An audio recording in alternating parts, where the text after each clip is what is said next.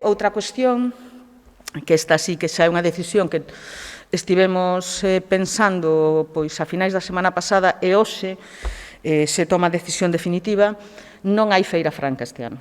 Así anunciaba esta mañá a concelleira de Festas que Pontevedra tampouco gozará este ano dunha das citas máis populares do seu calendario festivo e que, segundo Da Silva, a propia esencia da Feira Franca fai inviable a súa celebración.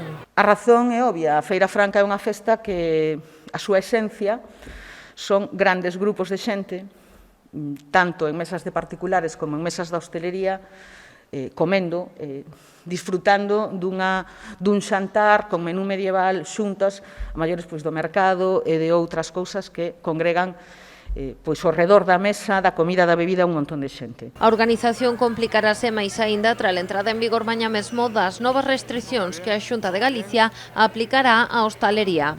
As medidas restrictivas que entran mañán en vigor para a hostelaría fan inviável calquer posibilidade e non sería razonable. Xa non se abrira o plazo para as mesas de particulares, porque non tiña, tal como estaba indo a situación epidemiolóxica durante o mes de xullo e agosto, non se facía viable si facer esas grandes mesas que todos recordamos da Feira Franca de xente comendo e bebendo. Así que o 4 de setembro non haberá festa e tampouco se instalará ningún tipo de decoración medieval que poida levar a veciñanza a confusións. Porque a decoración non ten sentido se eso non o podes acompañar dun ambiente festivo.